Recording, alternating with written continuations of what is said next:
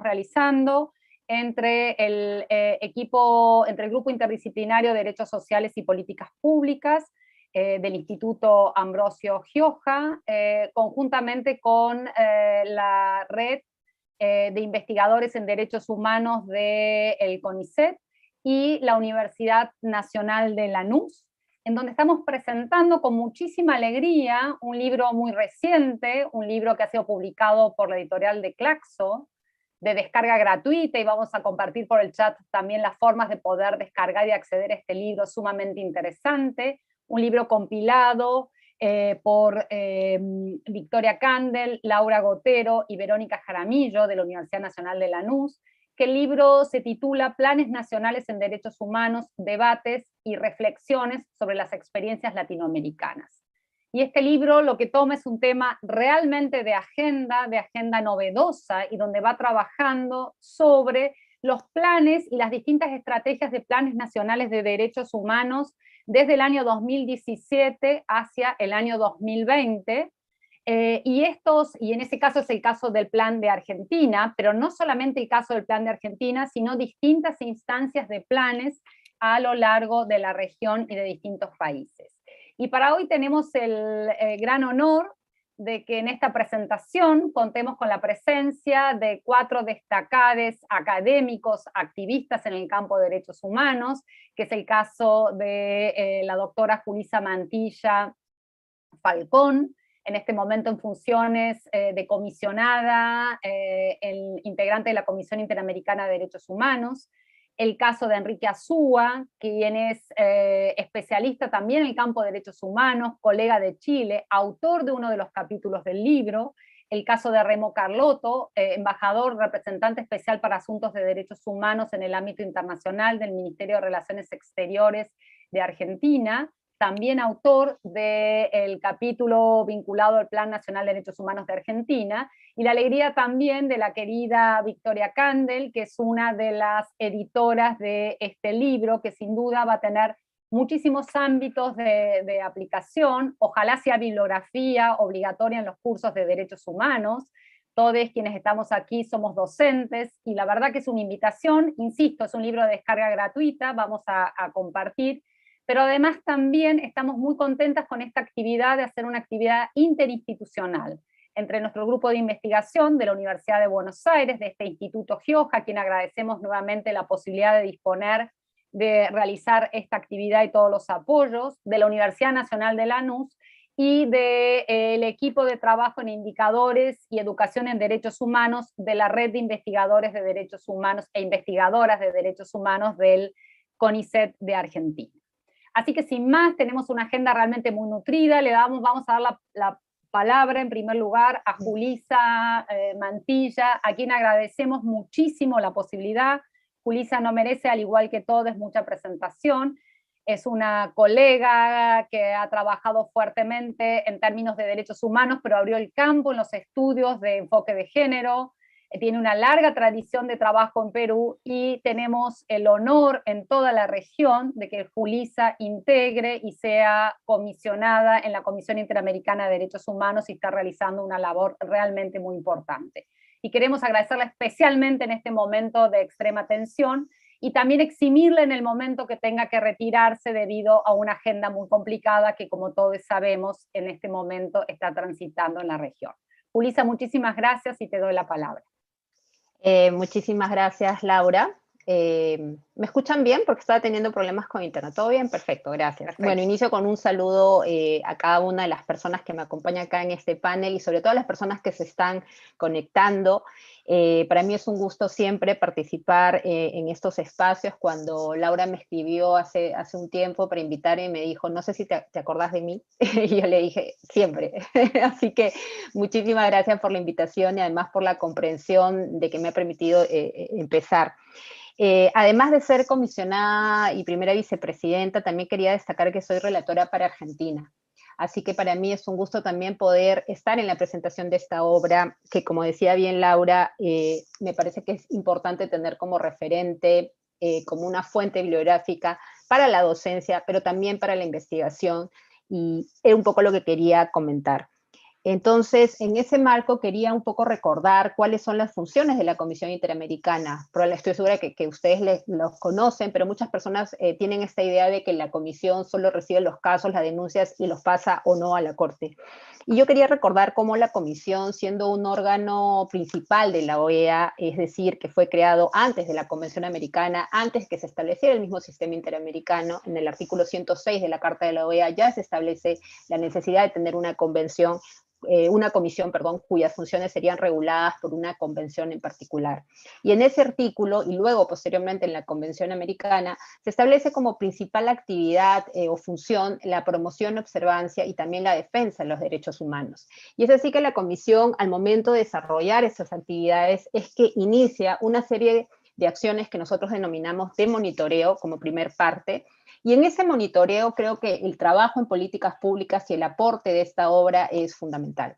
La Comisión Interamericana, como ustedes deben saber, tiene relatorías, además, bueno, los 7 comisionados, comisionadas, somos relatores temáticos, relatores y relatoras temáticas, fundamentalmente en temas y en grupos que tienen que ver un poco con lo que el propio libro plantea, esta situación de discriminación estructural y grupos en situación de especial discriminación, ¿no? Una discriminación histórica. Pero además la comisión cuenta con 2 relatores especiales. Uno, Pedro Vaca, para el tema de la libertad de prensa, la libertad de expresión, perdón, y Soledad García para el tema de los DESCA.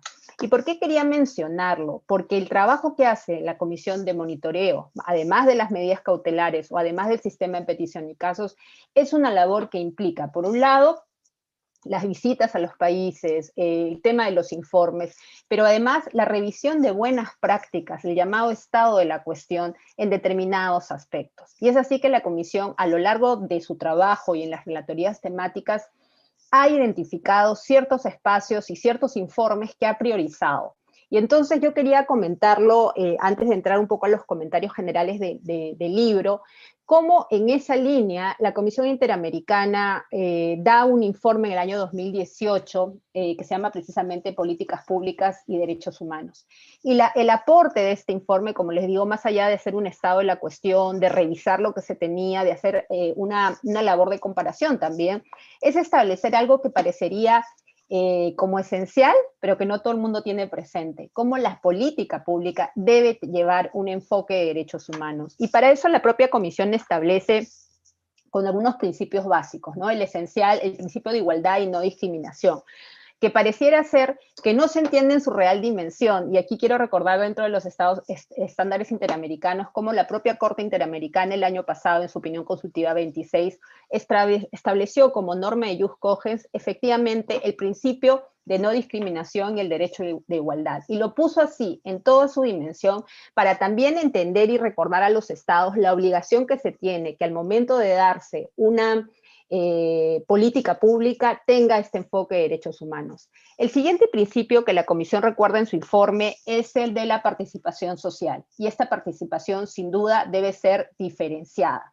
¿Qué significa esto? Que no podemos pensar que incluir significa que la gente simplemente tenga la posibilidad de acceder. Yo leo mucho, imagino que ustedes también lo conocen, a Roberto Saba, gran amigo, cuando él habla de esta situación de la igualdad sociológica, es decir, cómo más allá de la igualdad formal que está en la norma, identificamos ciertos grupos que no participan, por ejemplo, en el diseño de una política pública, y que para que lo hagan es necesario dar medidas específicas para su participación. El tercer elemento que la Comisión recuerda siempre es la posibilidad de tener mecanismos de reclamo y de acceso a la justicia. Finalmente, cuando una política pública se construye y se implementa, ¿cómo reclamamos desde la sociedad civil o de diferentes entidades con esta visión diferenciada? Y aquí también quería resaltar un poco las relatorías que yo tengo a cargo. Yo tengo la relatoría de personas migrantes y en situación de movilidad humana, que incluyen refugiados, víctimas de trata, apátridas, solicitantes de asilo, personas desplazadas internas, y la situación que estamos viviendo antes de la pandemia, pero que ahora con la pandemia, digamos, se ha exacerbado, es esta situación, por ejemplo, de las personas venezolanas refugiadas a lo largo de América Latina.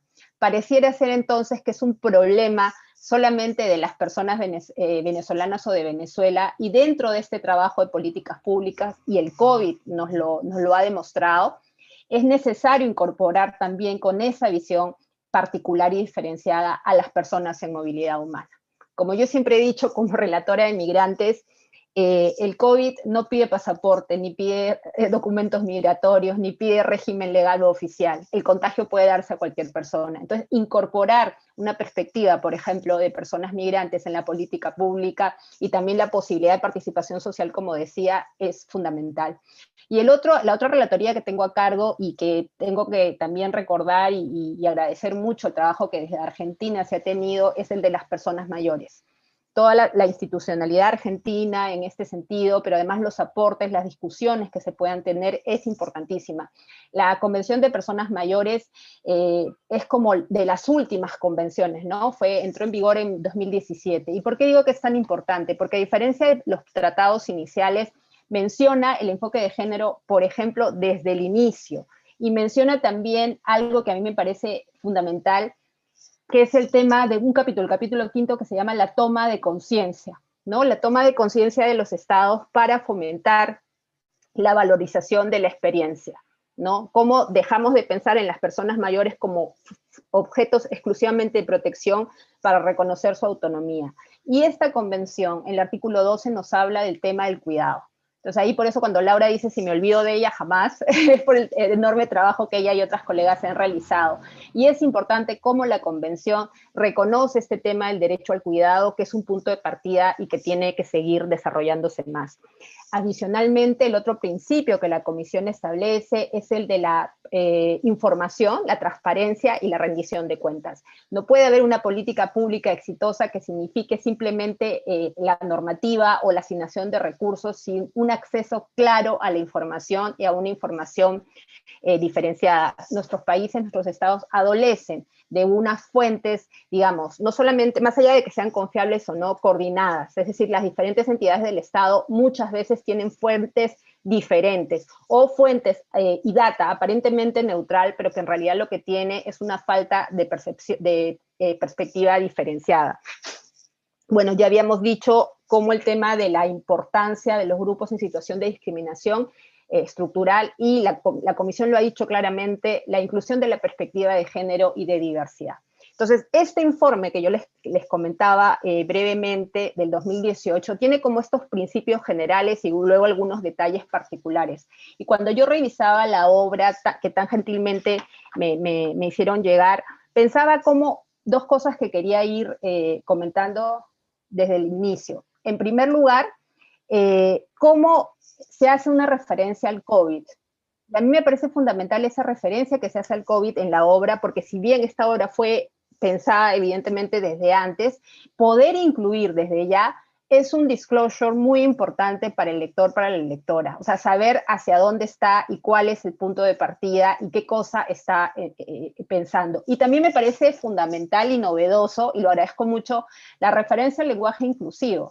Es decir, explicando cómo se le entiende, qué es lo que significa y el compromiso que existe de los autores, las autoras para el lenguaje inclusivo, ¿no? Creo que desde allí ya hay un aporte más allá del contenido, y también sería interesante pensar, por ejemplo, como en el caso del Perú, donde existen normas para incorporar el lenguaje inclusivo, como esa ya sería una vía importante desde los diferentes estados. En el caso de Argentina, por ejemplo, con este ministerio que tiene sobre el género, pero también pensar cómo más allá de eso deberíamos pensar en esta situación del lenguaje, pero no como el fin último, sino como la herramienta, ¿no?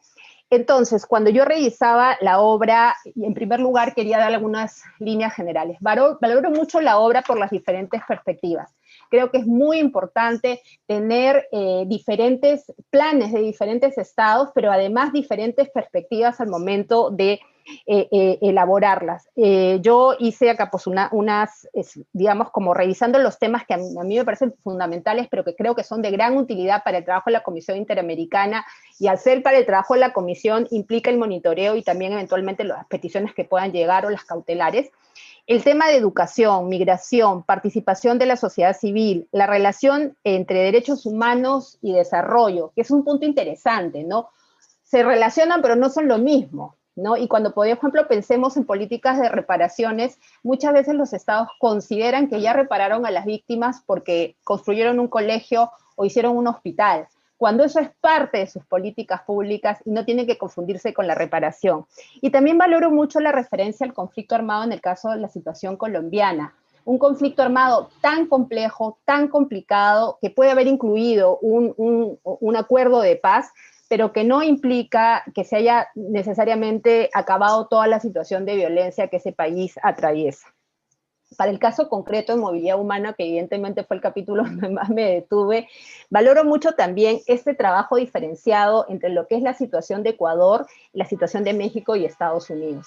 Ecuador, como tantos otros países como Colombia y Perú, es un país, y en el marco, digamos, del ejemplo de Venezuela, la migración ya no puede verse, como decía, como una situación de un solo país. Los países, y aquí lo menciono en el caso de Ecuador, pueden ser países de origen, de paso y de destino, ¿no? Y entonces la situación, por ejemplo, las personas venezolanas en general, pero en el caso concreto de la obra, cuando hacen la referencia a México y Estados Unidos, contarles cómo desde la Comisión Interamericana, en este marco de la pandemia, realizamos la primera visita virtual, porque ya no podemos ser visiting loco, a México. Y tuvimos la ocasión de reunirnos con las autoridades mexicanas, con los cónsules de frontera, y conocer las enormes dificultades que significan las políticas migratorias, que han significado las políticas migratorias de Estados Unidos hacia México. Esta política Quédate en México, afortunadamente recientemente ya se están derogando varias de las normas, ha implicado que muchas de las personas sean devueltas a México mientras resuelven su situación migratoria del tema de asilo. Y eso ha tenido un impacto gravísimo, y por eso valoro mucho la información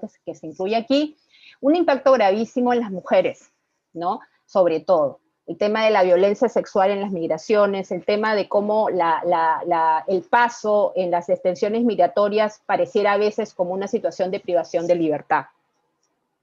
Creo además también, y algo que dice Laura, y con eso ya voy terminando, algo que dice Laura en la presentación, es que sin derechos humanos no hay políticas públicas. Y eso que, como yo decía, es esencial, pareciera que no todo el mundo lo entiende, pareciera que las políticas públicas deben responder a situaciones o políticas más amplias, cuando la esencia misma es la garantía de los derechos humanos. Y en esta línea, el tema de la pandemia creo que ha permitido que podamos entender esa dimensión.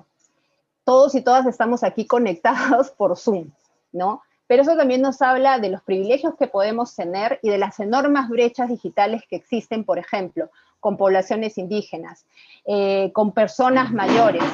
Y el solo hecho de mirar, por ejemplo, las normas que se dieron al inicio del COVID, ¿no?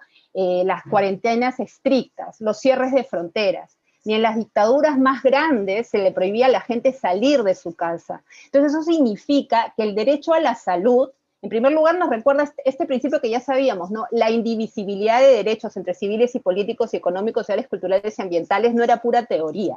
Y además, el impacto enorme que ha tenido el tema del derecho a la salud y que nos ha hecho a todos y todas visibilizar algo que pensábamos que estaba por ahí, pero que es fundamental, el tema del acceso a la educación, la brecha digital, las diferencias en el tema del acceso a la educación, a la salud, pero sobre todo al tema del cuidado, de las políticas integrales de cuidado, como es la perspectiva que en Argentina se ha dado.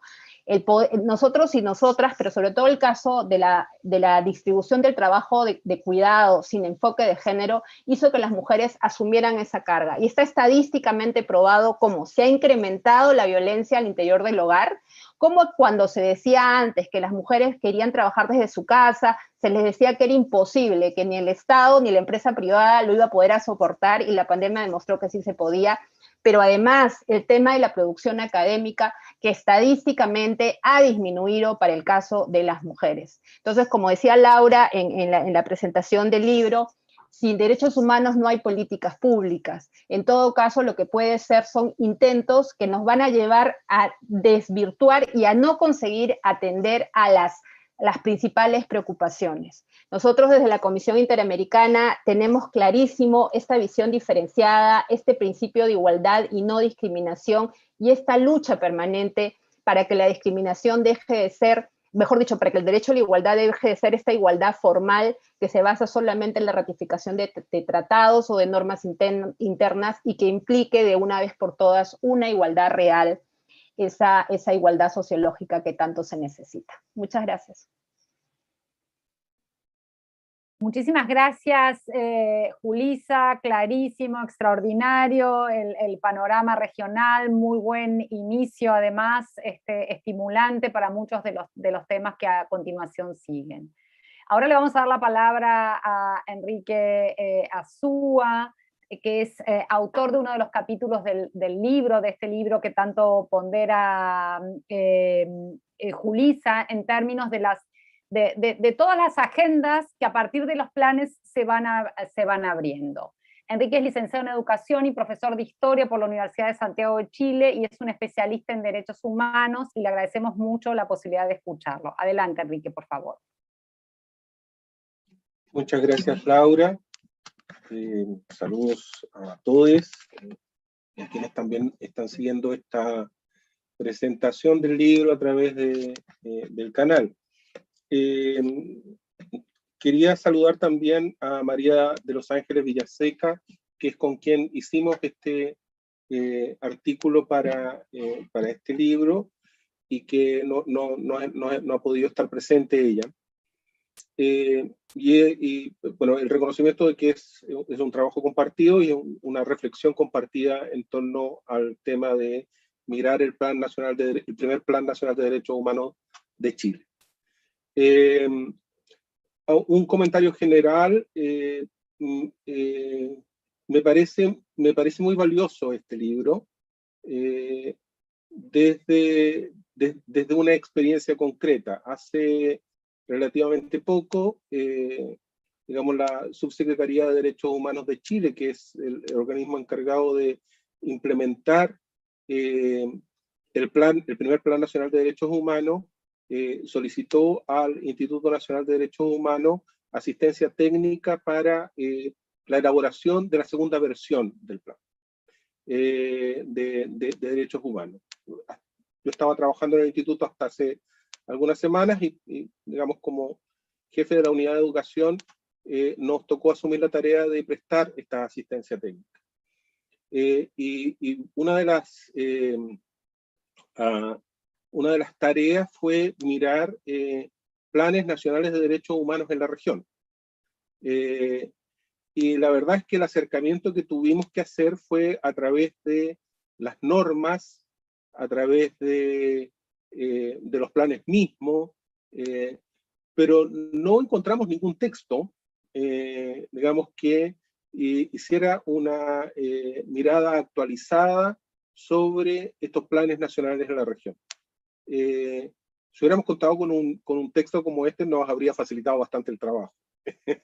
Entonces, y tiene un mérito muy interesante, que es el que comentaba Julissa, y es que es una mirada que no solamente refiere a los instrumentos normativos que articulan estos planes, sino que es una mirada contextualizada, ¿no? Están los problemas de derechos humanos y está el contexto histórico en el que se desarrollan estos planes y las dificultades que tienen estos planes en esos contextos históricos. Por lo tanto, es una mirada viva sobre los planes nacionales de derechos humanos. Es una mirada contextualizada. Y en ese sentido me parece muy valioso porque hay algunas cosas que pueden entenderse solamente desde esa perspectiva. Yo quiero comentarles a partir de la mirada sobre el Plan Nacional de Derechos Humanos de Chile, tres aspectos que me parece que pueden ser interesantes de poner en discusión y en reflexión. El Plan Nacional de Derechos Humanos de Chile, 2018-2022, ahora el 2022 se está preparando el segundo plan, es el primero, pero tiene como antecedentes una serie de otras instancias que tuvo Chile desde la década de los 90, inmediatamente que sale de la dictadura, en relación a articular una idea de lo que podría ser una política de derechos humanos en el país. En el año 90, inmediatamente iniciado el proceso de transición desde la dictadura al primer gobierno de Patricio Aylwin, que es el primer gobierno de la transición, se crea una comisión, que es la comisión RETIC, y esa comisión tenía la misión era una comisión de verdad sobre los crímenes cometidos durante la dictadura. Y esa comisión hace una primera reflexión sobre los derechos humanos en Chile. Y llega a una conclusión, y digamos es bastante amplia, pero en términos bastante simples es las graves violaciones cometidas durante la dictadura no son solo responsabilidad de quienes las cometieron directamente, sino que son responsabilidad también de quienes las permitieron, de quienes miraron para el lado, de quienes por miedo, por distintas razones, de alguna manera hicieron posible que se cometieran esas graves violaciones. Y señala entonces como gran responsabilidad de los crímenes cometidos durante la dictadura la ausencia de una cultura de derechos humanos. Comento esto porque me parece que es una primera mirada que intenta explicar el problema sobre los derechos humanos. Se dice, bueno, mira, aquí tenemos un problema y este problema es que no hay una cultura de derechos humanos.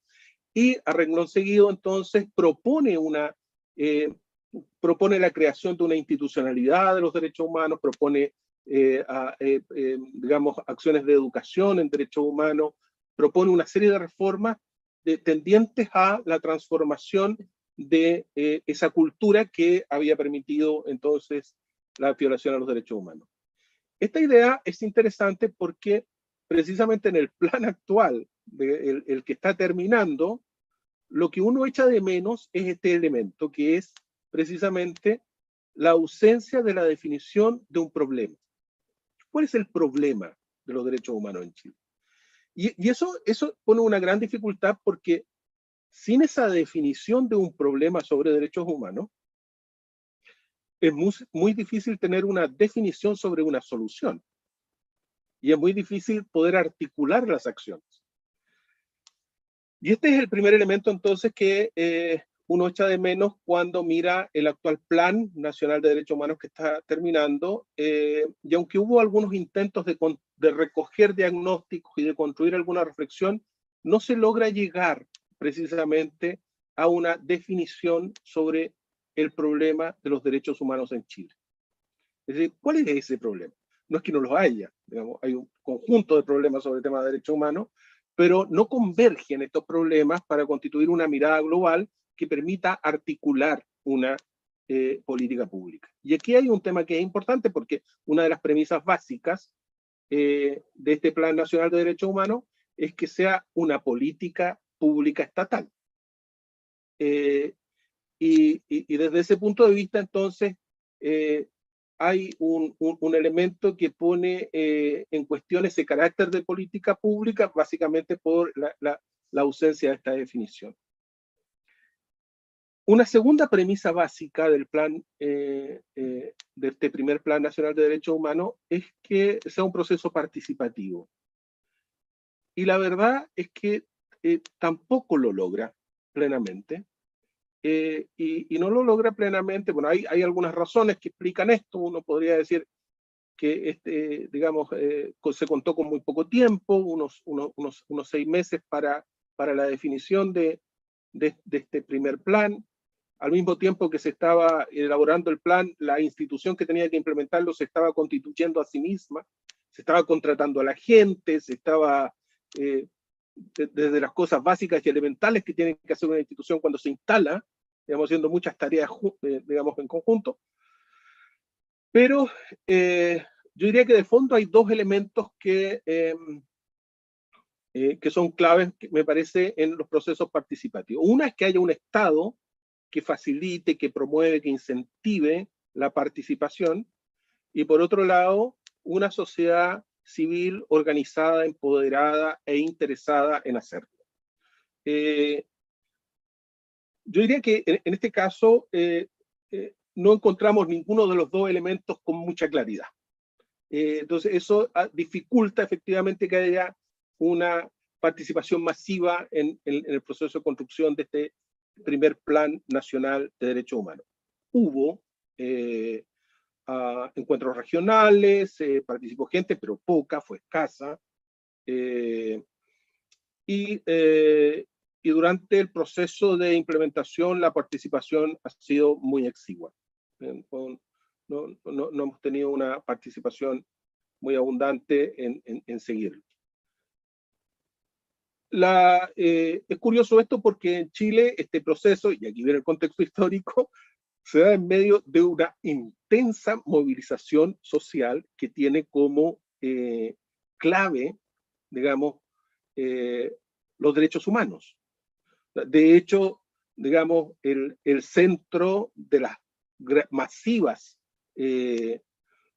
movilizaciones que llegan a generar un cambio constitucional, que han puesto en cuestión el modelo neoliberal, que han puesto en jaque los principales negocios sobre los cuales se ha basado el desarrollo de Chile en los últimos 30 años, se hacen en medio o alrededor de una plaza que ha sido renombrada como la Plaza de la Dignidad.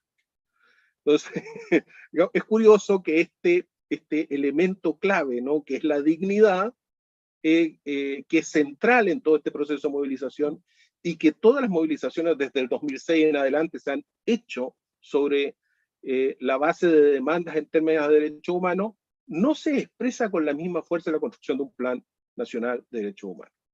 Digamos, ahí hay elementos como para la discusión, pero parece interesante mirar aquello.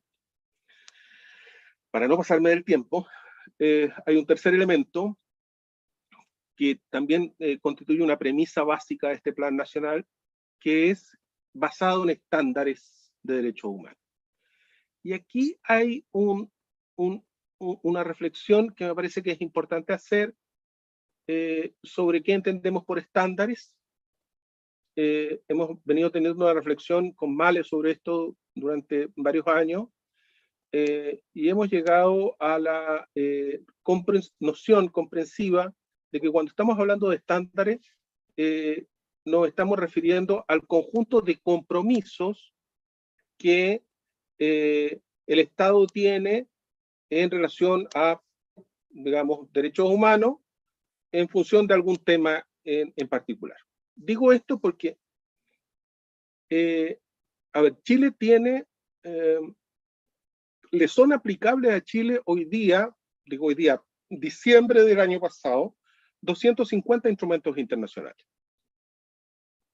Estoy hablando de unas 30 convenciones, unas 170 observaciones generales, tantas sentencias de la Corte Interamericana, etc.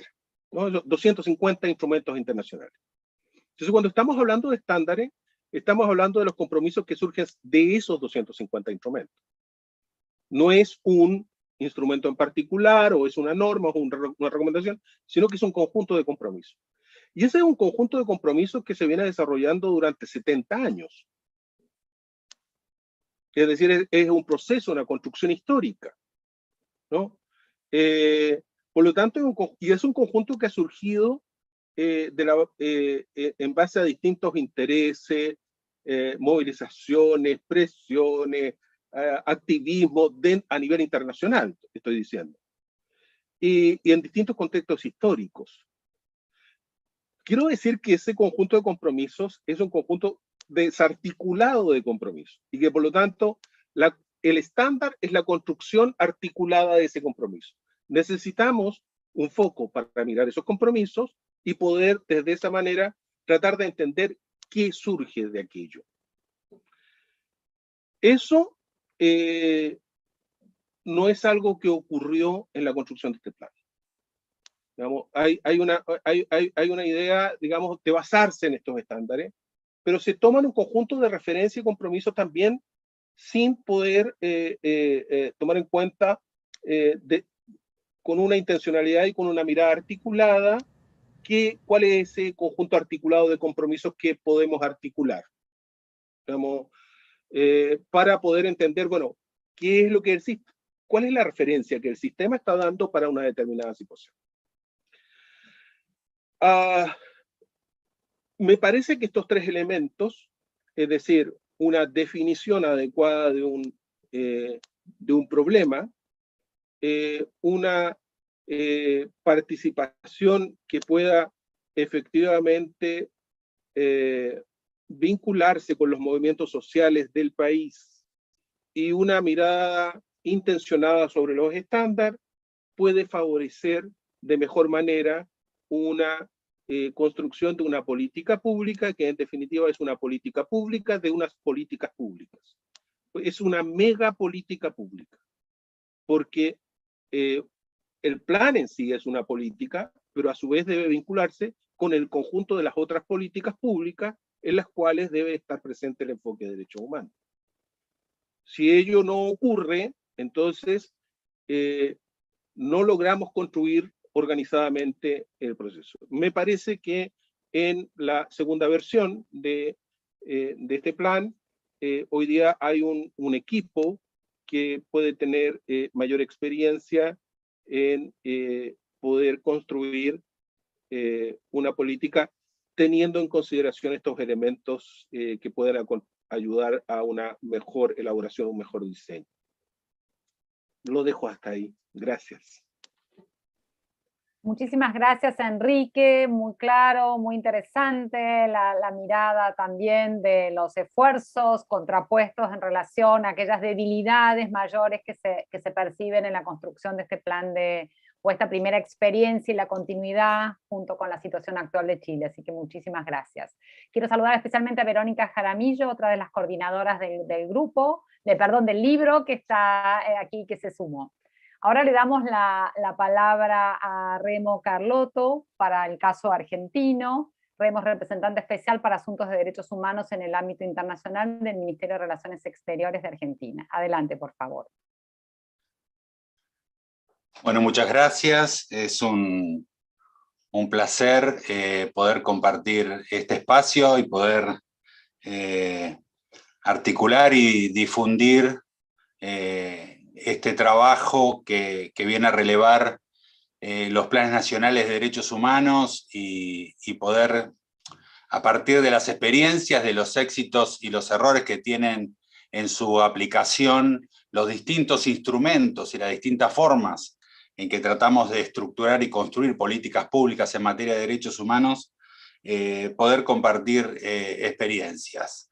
Yo me aboqué específicamente para esta publicación en analizar algo que desde mi perspectiva tiene centralidad en la mirada de los derechos humanos en la Argentina, que es el funcionamiento de los derechos humanos dentro de un Estado federal, con las características y las particularidades que tiene el Estado federal argentino.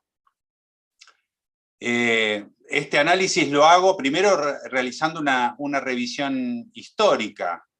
Los derechos humanos en la Argentina ganan preponderancia y tienen centralidad en la mirada de la acción política de nuestro país a partir del propio retorno democrático, a partir del desarrollo de las políticas de transición, del primer gobierno democrático en el año 1983, del doctor Raúl Alfonsín, y allí se trazan tanto una línea de transición democrática inspirada en una mirada de los derechos humanos, como el desarrollo del inicio de la justicia transicional con respecto a los crímenes cometidos durante la dictadura cívico-militar en nuestro país.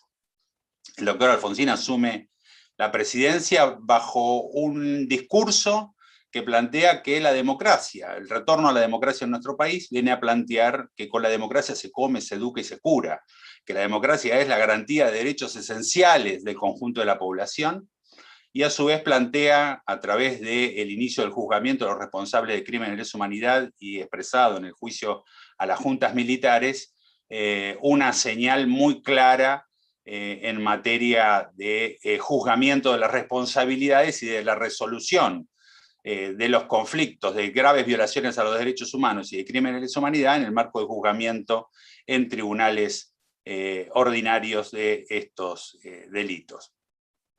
Este proceso se ve interrumpido rápidamente y la debilidad de la propia transición democrática nos plantea avances y retrocesos a partir de allí en el periodo democrático en nuestro país.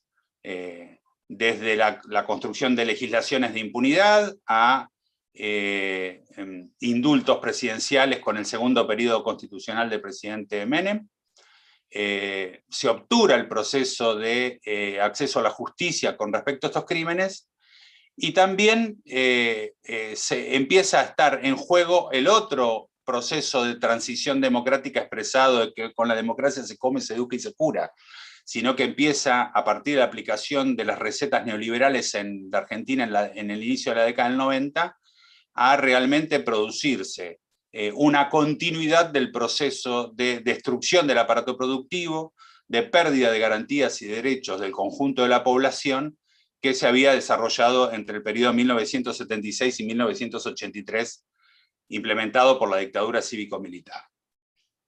Digo esto porque nosotros hemos tenido procesos de avances y retrocesos en materia de derechos humanos que han llevado a que esta agenda sea una agenda activa, viva y dinámica dentro de la vida política argentina y dentro de la vida institucional.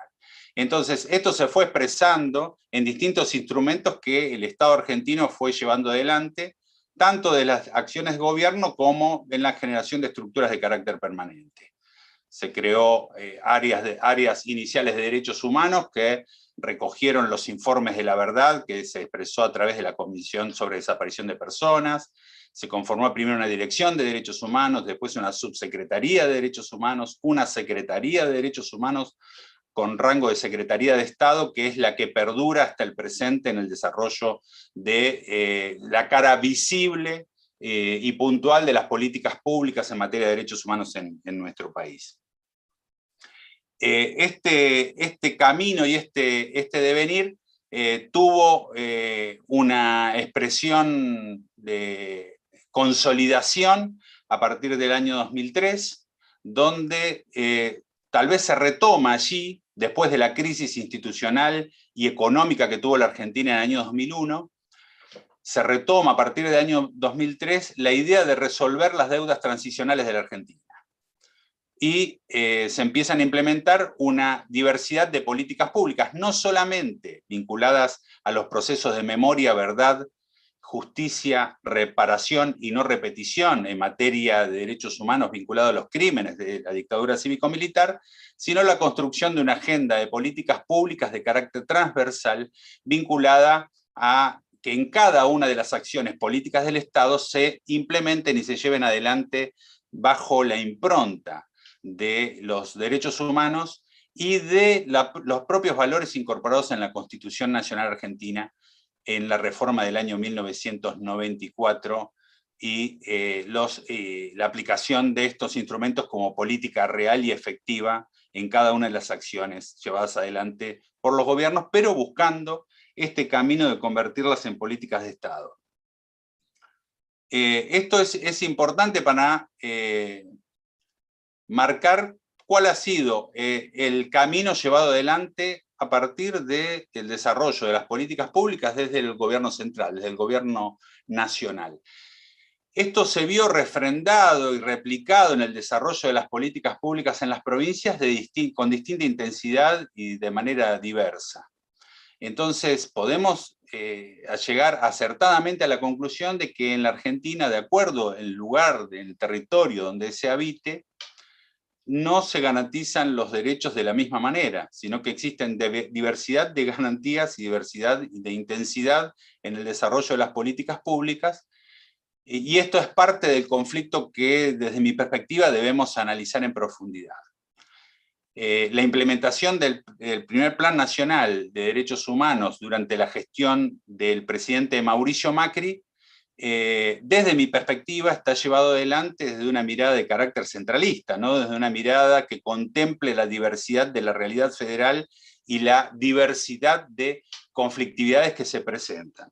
Por un lado esto, y por otro lado, la contradicción que tiene el desarrollo y los puntos que plantea este Plan Nacional con la ejecución de las políticas públicas por parte del propio gobierno de Mauricio Macri. Esto me parece importante marcarlo, porque, por ejemplo, uno de los puntos del Plan Nacional plantea la mirada sobre la seguridad pública y la no violencia, y esto durante ese periodo de gobierno se vio realmente en una situación de conflictividad frente al respaldo, por ejemplo, del propio presidente y de la ministra de Seguridad Nacional a un miembro de una fuerza de seguridad que hizo ejercicio de un caso de gatillo fácil, o sea, de una ejecución de una persona que había cometido un delito, en el caso denominado Chocobar, que entra en clara contradicción con cualquier mirada de construcción de un plan y de una acción en materia de derechos humanos con lo que significa una implementación de gobierno. Entonces la mirada que planteo es una mirada de carácter crítico, de que el desarrollo de los planes nacionales no deben ser un cumplimiento de carácter formal, no deben ser buscar cumplir con recomendaciones, sino la carnadura real del desarrollo de los planes con el compromiso que deben tener los gobiernos con la garantía de políticas públicas en materia de derechos humanos. Por eso nosotros planteamos que los derechos humanos no son una opción política que se puede cumplir o no cumplir, sino que son obligaciones del Estado que deben llevarse adelante de manera permanente y que debe ser parte de ese mismo pacto democrático fundacional. Nosotros estamos viviendo el periodo más largo democrático en la historia argentina, debe estar siempre refrendado en la garantía de los derechos humanos, el respeto de los derechos humanos, el desarrollo de políticas públicas y la mirada de un Estado que trabaje sobre el proceso de garantía, inclusión e igualdad en materia de derechos humanos. Entonces yo paso aquí a hacer una mirada sobre el funcionamiento de nuestro sistema federal. Yo durante 12 años fui diputado de la Nación Argentina y en ese periodo desarrollé la investigación sobre las legislaciones en materia de derechos humanos en el marco de un sistema federal. Y observamos allí la disparidad de criterios, la contradicción legislativa, la justaposición legislativa en materia de derechos humanos y las falencias y las carencias que existen, teniendo en cuenta la fuerte autonomía que cada una de las provincias tienen en nuestro sistema federal, ya que son preexistentes a la conformación del Estado Nacional, y esto le da una característica de una enorme fortaleza en la determinación de sus políticas públicas, sumado a lo cual, durante la reforma de 1994 se transfirieron muchas responsabilidades del ejercicio de políticas públicas del Estado Nacional a los estados provinciales. Desde los recursos naturales hasta el desarrollo de la salud pública, la educación pública y la totalidad de la administración de los servicios. Esto generó que la coordinación y la relación entre el Estado federal y los estados provinciales requiere una transformación que no ha sucedido completamente hasta el presente. Y en materia de derechos humanos debemos generar nuevas formas y nuevas articulaciones. Entonces aquí vemos varios desafíos para pensar el desarrollo y la continuidad de un plan nacional de derechos humanos en la Argentina. Uno, que debe contemplar una mirada sobre esta diversidad de realidades del funcionamiento de un sistema federal. Segundo, que debe quedar absolutamente claro es lo que nos marca el artículo 28 de la Convención, esta clave fundamental sobre el funcionamiento de los estados federales, de la tensión que existe entre las responsabilidades de las provincias, la responsabilidad del Estado federal ante la comunidad internacional y cómo esto debe articularse en el desarrollo de un plan para que todos los habitantes en el territorio nacional gocen y tengan disfrute en la garantía de sus derechos.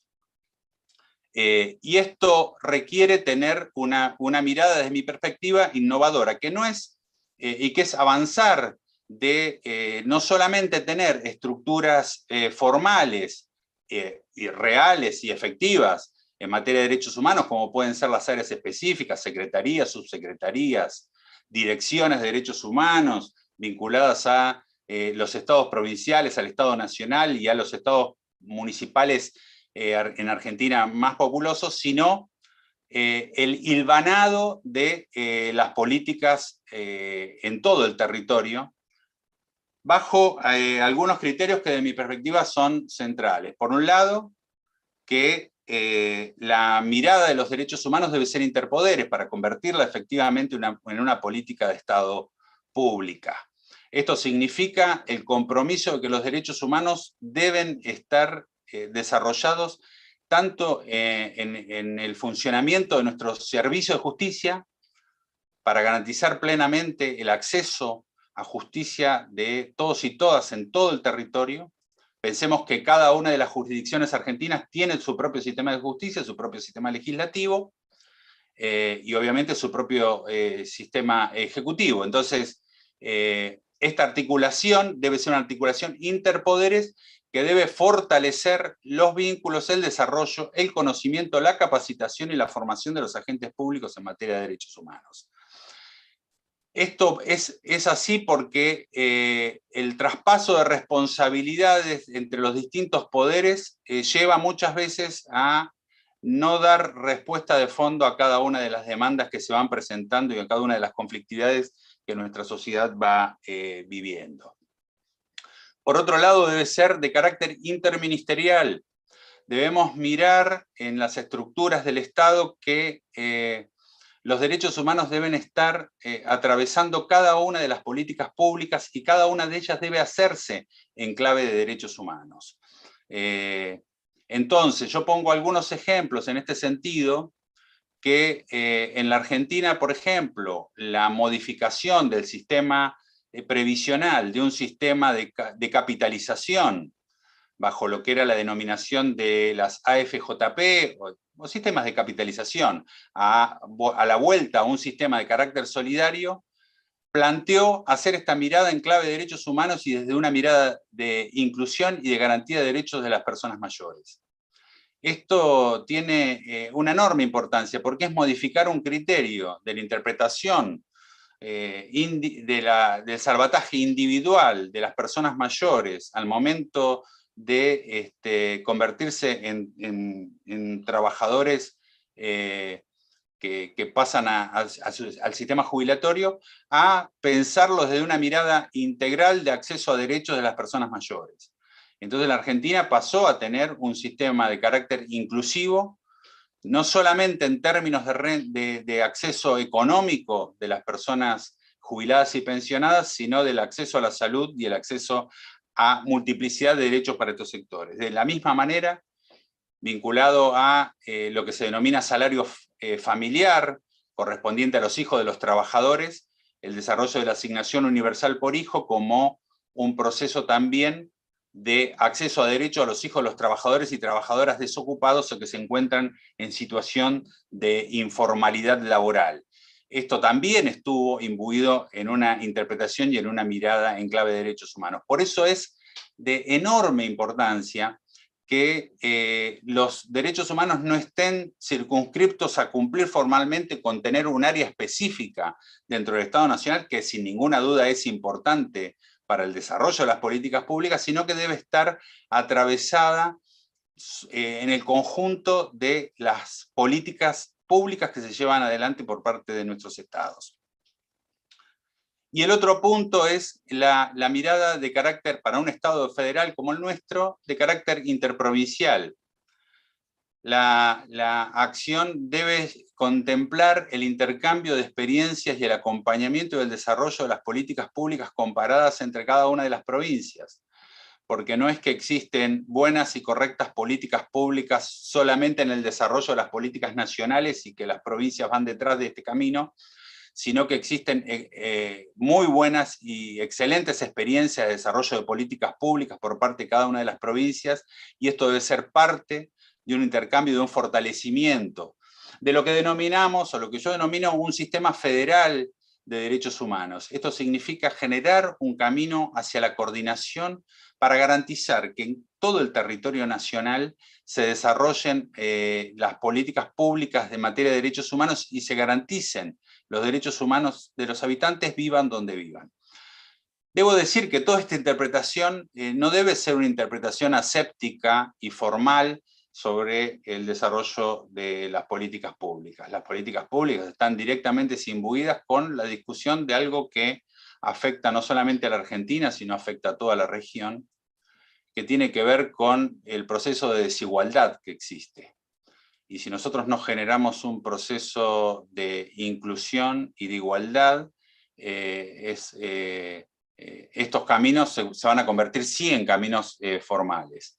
La Argentina, por ejemplo, antes de la dictadura cívico-militar, en el año 1974, tenía pleno empleo, tenía solamente 3% de pobreza, no existía indigencia, los trabajadores estaban en un altísimo nivel de formalidad, sindicalizados. La Argentina era un país desendeudado y con una perspectiva de producción industrial y de manufacturas de alto nivel, con unos de los ingresos salariales más importantes comparativos de Latinoamérica. La Argentina que se encuentra después de la dictadura cívico-militar y después de la aplicación de los planes neoliberales es la que encontramos nosotros en el presente, que eclosiona en el año 2001 y que encuentra, como sucede en la inmensa mayoría de los países de la región, que tiene más del 50% de su población fuera del sistema en términos de accesos económicos, de acceso a todo tipo de derechos. Y este es el punto central que nosotros tenemos que analizar como objetivo. Tenemos que revertir los procesos de desigualdad, tenemos que generar modelos de Estado inclusivo, pero esto significa también discutir sobre los modelos económicos, si van a ser modelos de expoliación sobre los recursos económicos de nuestro país y sobre la forma de distribución de la renta, o si van a ser procesos más igualitarios. Y en materia de derechos humanos esto tiene una centralidad sustantiva, ¿no es cierto? Porque si no, nosotros estamos hablando sobre el cumplimiento de la formalidad en materia de derechos humanos y no sobre lo que sucede en la realidad en cada uno de nuestros países. Y lo vemos expresado en la región, sobre lo que se planteó aquí, sobre lo que sucede en Chile y la discusión que lleva adelante Chile, sobre la discusión que se sustancia en Colombia en estos mismos momentos, y sobre lo que sucede en cada uno de nuestros países, y la discusión y las tensiones que existen sobre los sistemas de exclusión y la garantía de los derechos humanos. Por eso esta articulación que se plantea sobre una mirada de un modelo de carácter federal, de la complejidad que tiene su funcionamiento, la implementación de los planes nacionales de derechos humanos deben tener un arraigo en una realidad que es la discusión efectiva de la renta nacional. No solamente la discusión de la pobreza, sino la discusión de la riqueza. Y la manera en que nosotros, sobre la discusión de la riqueza, vemos quienes han hecho usufructo de la renta que corresponde al conjunto de los habitantes de un territorio nacional. Y es allí donde nosotros encontramos un punto de tensión. Y es el punto de tensión donde los derechos humanos se garantizan plenamente o donde los derechos humanos son violentados. Entonces, esta agenda está imbuida desde este criterio de democracia, derechos humanos, inclusión, políticas públicas para la consolidación de un Estado social de derecho. Y es allí la mirada que me pareció que era importante aportar en lo que ha sucedido con el desarrollo del primer Plan Nacional de Derechos Humanos en la Argentina, con las características del gobierno sobre el cual se implementó, pero el desafío de que nosotros convirtamos este desarrollo de una política pública en las políticas de Estado, o sea, que no sean solo la política de los gobiernos, sino que sean la continuidad de las políticas de Estado y fundamentalmente atravesada por la participación activa de los actores sociales, culturales, que estén monitoreando, participando y observando el desarrollo de esas políticas públicas, la participación activa de la comunidad, tanto en la relación con su comunidad inmediata como en el desarrollo de los grandes lineamientos de las políticas públicas en materia de derechos humanos, debe ser central.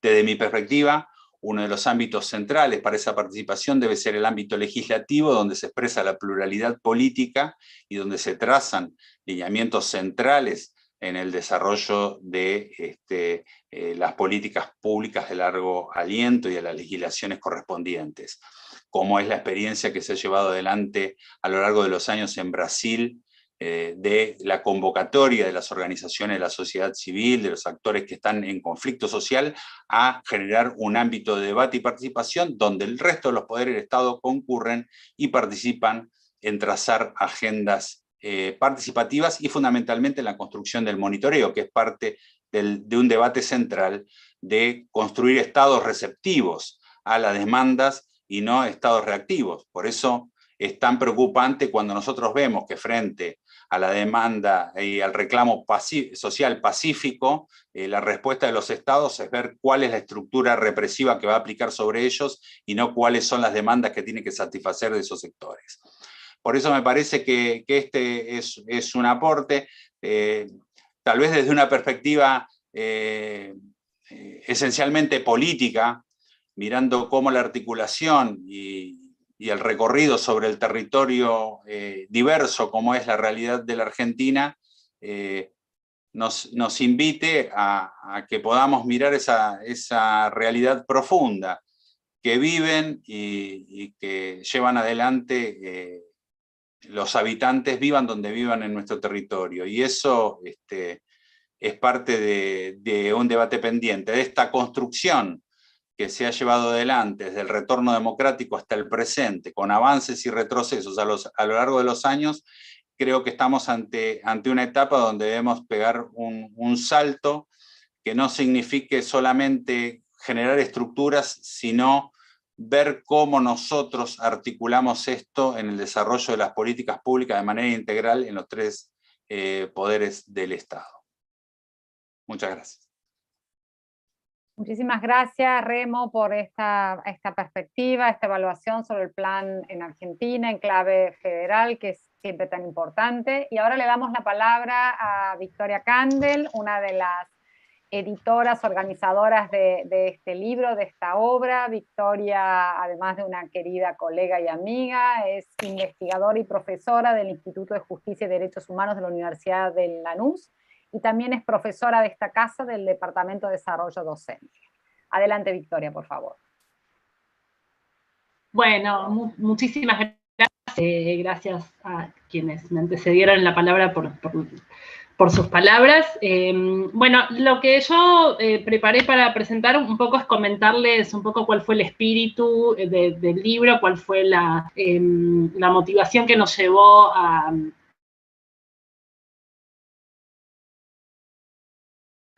financiamiento del FONCIT de Argentina, de la Agencia para la Promoción de la Ciencia y la Tecnología, y bueno, por supuesto con todo el apoyo que recibimos del Instituto de Justicia y Derechos Humanos de la UNLA. Nosotras, con Verónica Jaramillo y Laura Botero, que están acá presentes, nos enteramos, al igual que todos, cuando salió en el diario, que en diciembre de 2017 se presentaba un Plan Nacional de Acción en Derechos Humanos en la Argentina. Nos dijimos, bueno, esta figura, esta herramienta de política pública, que es un Plan Nacional de Derechos Humanos, que es original, que es original porque era el primero, ¿no? En nuestro país.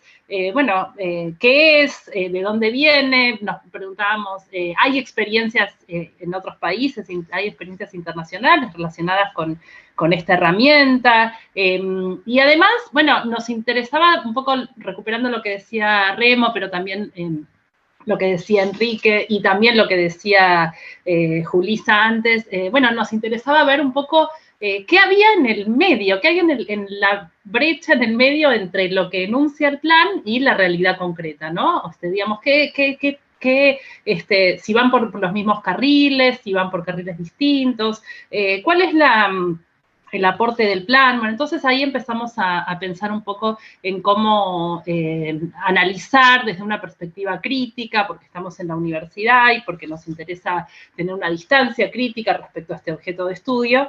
Bueno, queríamos ver qué es esto de los planes nacionales. Y entonces hicimos dos cosas. Por un lado, nos preocupamos por recuperar experiencias internacionales, y por el otro lado, investigar nuestro propio plan, el que se estaba lanzando en la Argentina durante, bueno, esos años del gobierno de Macri, ¿no? Entonces, a nivel internacional, lo que nosotras vimos es que, bueno, es una política pública, esto de los planes nacionales en derechos humanos, son una política pública que está recomendada originalmente en la Conferencia de Viena en 1993, y que es una herramienta que se recomienda sobre todo para la promoción y la protección de derechos humanos con una perspectiva a largo plazo, que además sea interministerial, interseccional, que sea abarcadora, que no esté sujeta a las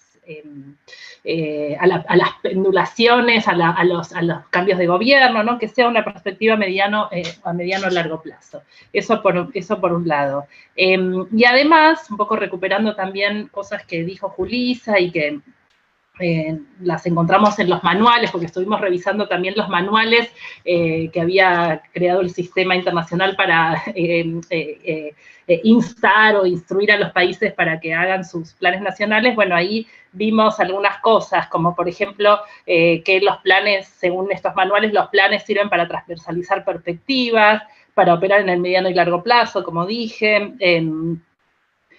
para generar indicadores, hacer diagnósticos, es decir, medir necesidades, para poder medir impactos, para institucionalizar una perspectiva. Y otras dos cosas muy importantes que encontramos y que están pendientes y que es algo de lo que habla especialmente el capítulo de Chile de nuestro libro, que es la importancia de generar, a la hora de planificar este plan nacional, esta herramienta, lo importante que significa hacer partícipe a la sociedad civil y sobre todo a las personas que van a ser las destinatarias de esas políticas públicas, ¿no?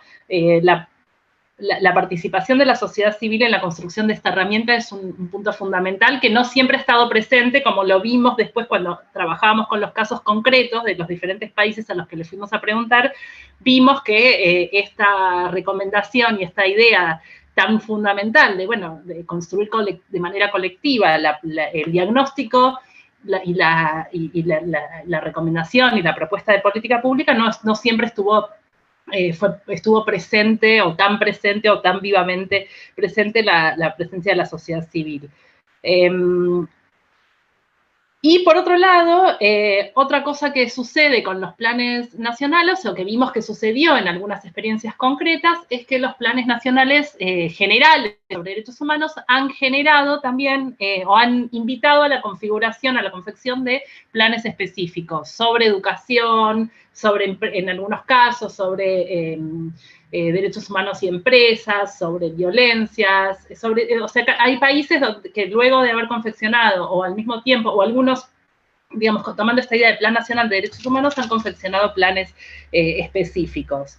Entonces, bueno, habiendo aprendido todo esto, nos fuimos a preguntar a colegas, a compañeros de otros países, que nos fuimos ahí identificando, fuimos tratando de conocerlos, fuimos preguntándoles cómo era la experiencia, cuáles eran las dificultades, cuáles eran los logros de esos planes nacionales en los países de la región. Y por otro lado, nos fuimos pensando también qué pasó con la Argentina. Y ahí una cosa que discutimos mucho internamente fue que nosotras teníamos como un doble interés. Por un lado, mostrar, bueno, porque esto empezó en 2017, avanzamos en 2018, en 2019, a fines de 2019 lo teníamos bastante avanzado, el material, y sobre todo la investigación, y después nos agarró la pandemia. Bueno, entonces, queríamos ver, por un lado, cuáles eran las tensiones entre el discurso del plan, lo que dice el plan, lo que enuncia el plan, y la realidad concreta. Pero, por otro lado, nos interesaba también pensar que una vez que este plan se culmine, que ya culminó, en realidad esto es lo que quería decir bien al principio, que es que este plan nacional está discontinuado, porque era hasta el 2020. Deberíamos, como decía Remo, bueno, pensar cuáles son las condiciones de posibilidad para trabajar sobre otro plan, para configurar otro plan. Y bueno, entonces, otro plan con otras características y con, digamos, teniendo en cuenta la experiencia actual, pero avanzando un poco hacia una confección un poco más sincronizada entre el discurso y la política pública concreta. Bueno, entonces eso nos parecía que era importante, ¿no? O sea, digo, hacer una crítica, tener una mirada respecto a este quiebre, a esta dislocación entre lo que dice el plan y lo que sucede en la realidad concreta. Ahí quiero citar a Verónica Jaramillo, que es, además de ser amiga, es co-compiladora conmigo, y ella siempre dice que América Latina es un ratificador serial de tratados, de convenciones y de acuerdos internacionales, y como decía ahí el dato que traía el colega de Chile también, bueno, Chile ha suscrito más de 30 tratados, somos ratificadores seriales de tratados, cosa que está muy bien, pero después habría que ver qué pasa con la posibilidad de que esos tratados sean carne, no se materialicen, se concreten en políticas concretas. Bueno, entonces ahí también nos parecía que había que, bueno, que queríamos ver eso, digamos, cuál es el peligro,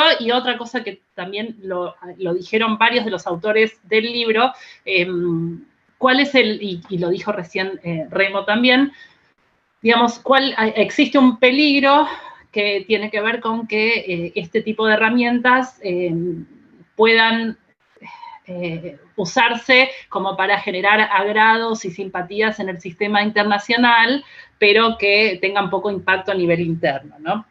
Entonces, bueno, estas eran algunas de las cosas que nos preguntaban, es decir, que nos preguntábamos. Es decir, si el Plan Nacional de Acción en Derechos Humanos es una herramienta que busca el agrado, posicionar a la Argentina hacia el exterior, hacia el afuera, lograr una mirada de aceptación respecto a las a su diseño de políticas públicas, o si efectivamente logra incorporarse, ser una política transversal, interseccional, a largo plazo, que además sea monitoreada, que además tenga perspectiva de género, que además rinda cuentas. Bueno, efectivamente, bueno, ahí eso era lo que nos preguntábamos, ¿no?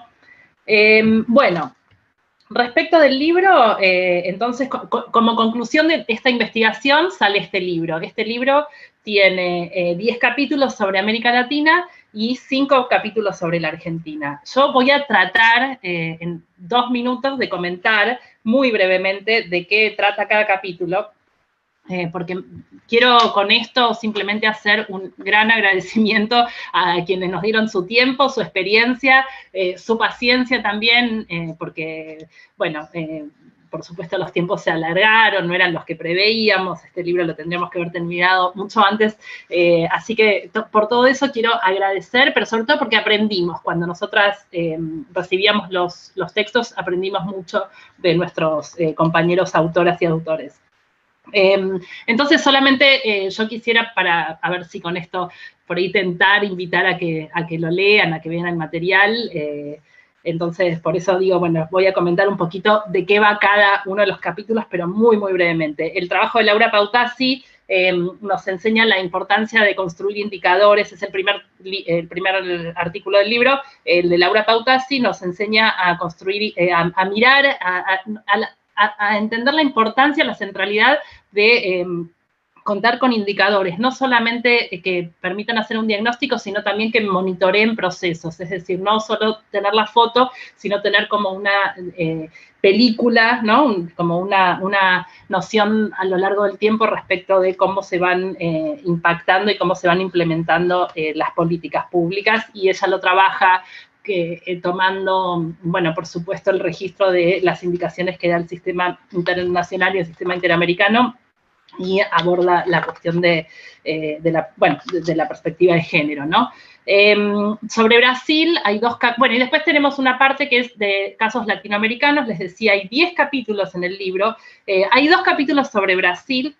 El primero aborda de manera súper prolija y muy detallada, aborda la construcción del plan de educación en derechos humanos que tiene Brasil y que logró transformarse también en un plan federal, porque existe un plan nacional y después algunos estados federales fueron confeccionando sus propios planes y ahí se trabaja especialmente el plan de San Pablo. Y bueno, entonces recorre toda esa, digamos, por un lado, todo lo que tiene que ver con los insumos normativos para confeccionar este plan, y por el otro lado, hay como una idea sobre el trabajo, sobre lo que significó la construcción de ciudadanía, el proceso de construcción de ciudadanía y de participación en relación con las políticas de educación en derechos humanos en Brasil. Y el otro texto, el segundo texto sobre Brasil, se refiere a la cuestión migratoria y a la figura del estado de excepción como un estado permanente, o sea, un estado de excepción, pero que es un estado permanente que afianza al migrante como un no sujeto. Bueno, después el capítulo de Chile que lo escribió Enrique, bueno, habla sobre el derrotero que significó la construcción del Plan Nacional, y ahí ellos marcan de manera muy interesante esa relación de la política pública con la sociedad civil, ¿no? Y la escasísima participación, como decía el colega. Colombia, con su hiperproducción jurídica, que es prácticamente ignorada por la ciudadanía, es abordado Colombia a partir de un capítulo que muestra de manera muy interesante, bueno, cuántas herramientas de protección de derechos humanos tiene el país y cuántas dificultades tiene para hacerlos, para que se transformen en algo concreto, ¿no? Bueno, después tiene el libro 2 capítulos sobre Ecuador. El primer capítulo nos recuerda que Ecuador fue el primer país en implementar un plan nacional de derechos humanos, y el segundo capítulo nos habla sobre la movilidad humana, ¿sí? Hay muchos capítulos que están dedicados al tema de las migraciones y la movilidad humana y sus incumplimientos. Luego tenemos un capítulo sobre México, donde se trabaja la difícil frontera entre ese país y los Estados Unidos, y describe cómo un discurso que entendía la movilidad humana como un derecho humano fue virando hacia un enfoque mucho más restrictivo y más represivo.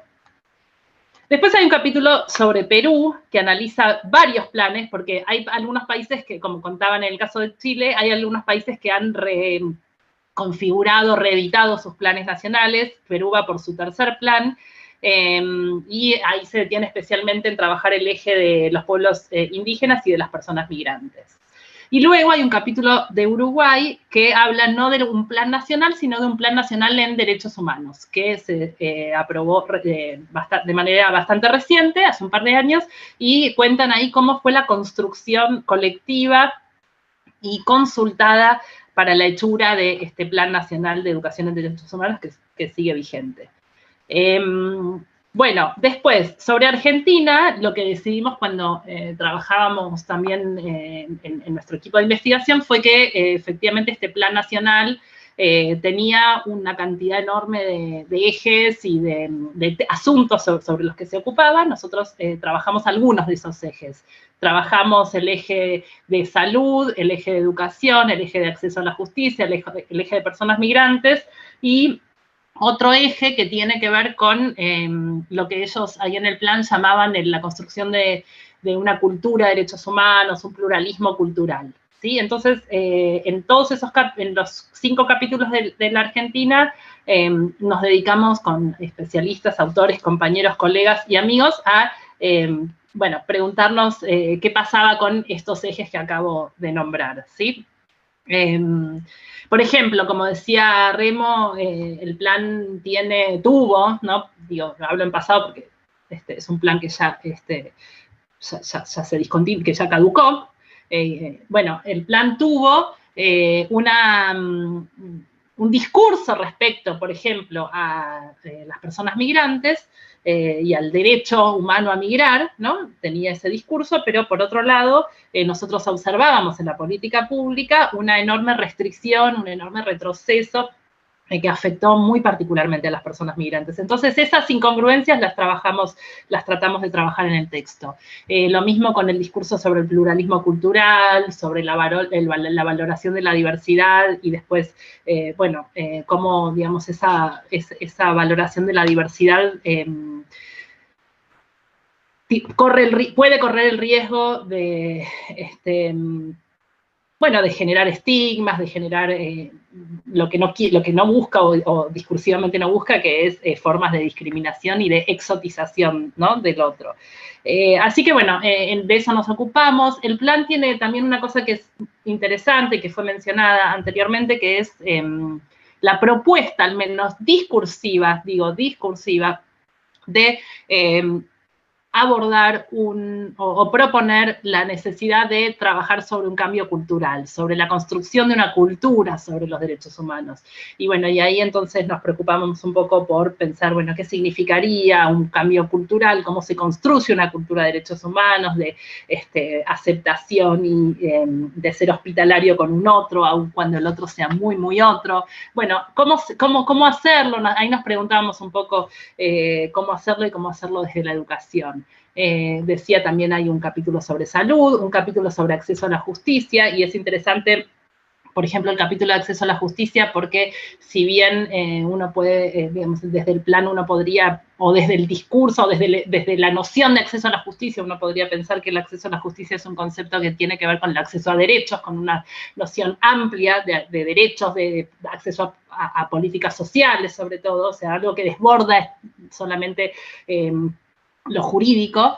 Sin embargo, el plan, el eje en el cual recae todo aquello que el plan menciona sobre acceso a la justicia está anclado en un eje que se llama seguridad pública y no violencia, con lo cual el acceso a la justicia declina de una manera mucho más securitaria. O sea que tenemos ahí como otro disloque, que es, si por un lado se habla sobre una noción amplia de acceso a la justicia, después se ancla, se dice, bueno, para acceso a la justicia el eje que le corresponde es seguridad y no violencia, ¿no? Entonces, bueno, ese tipo de cosas fueron las que fuimos viendo y sobre las que escribimos en este libro.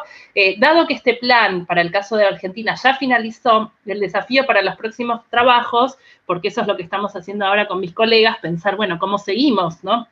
¿Qué más podemos hacer respecto a este tema?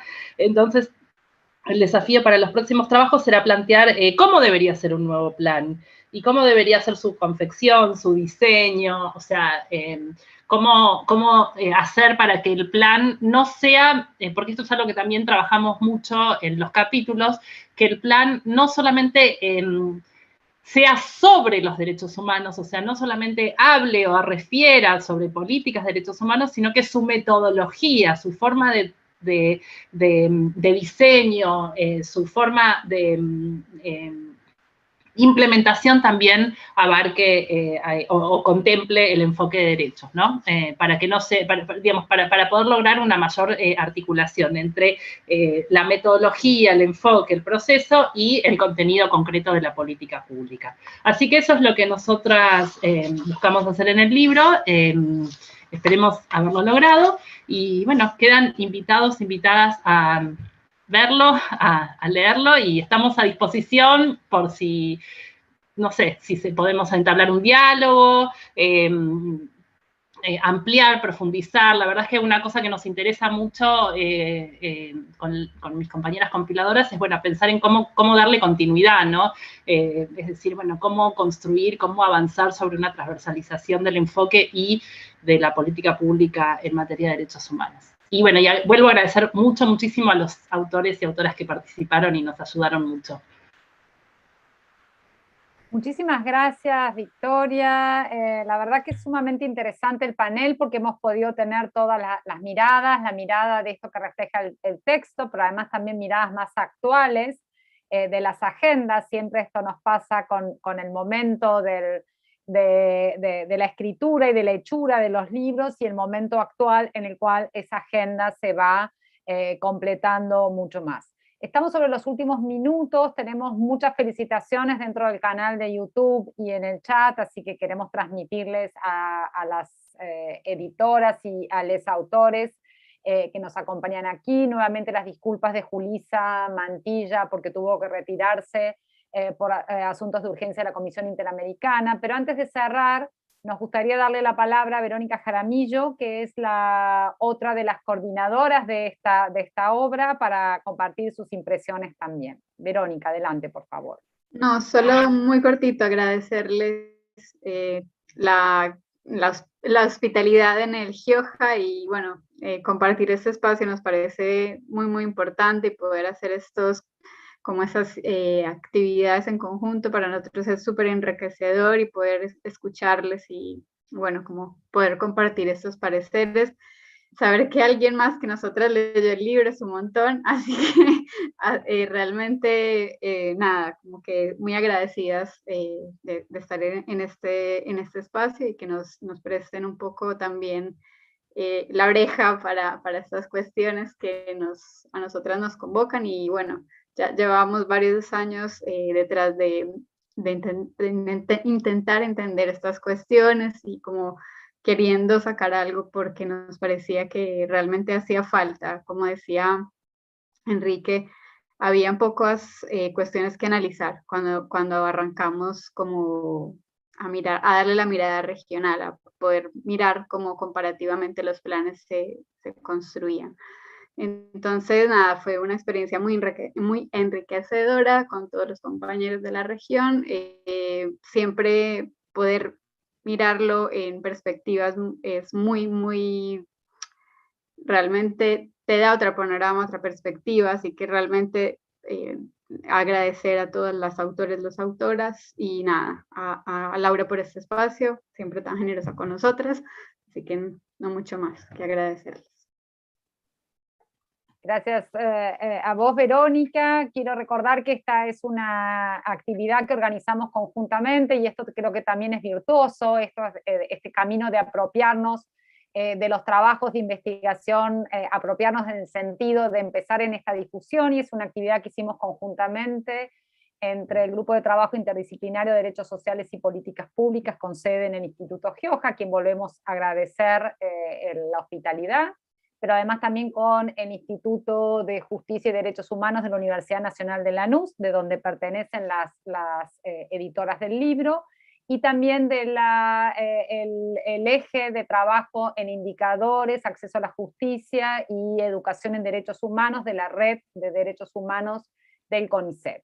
Agradecer nuevamente muchísimo tanto a Enrique, a Remo, a Julissa, a Victoria, a Verónica por este tiempo, por poder bajarnos el libro y esta agenda de derechos humanos, que estamos seguros que la región necesita cada vez más esta discusión, cada vez más establecer esa articulación entre derechos humanos y políticas públicas, como también se dijo en este espacio, la pandemia, entre todos los desafíos y la crisis que instaló, también empujó esta visibilidad para muchos temas de agenda en los cuales quizás no estaban tan visibilizados. Y ahí fueron denominados muchos estos temas de agenda vinculados a la falta de inclusión social, a las desigualdades estructurales, a las desigualdades en términos de agenda de políticas públicas, a los cuidados, a las violencias, a las múltiples manifestaciones de violencias, y también a las debilidades que era importante fortalecer en estos procesos.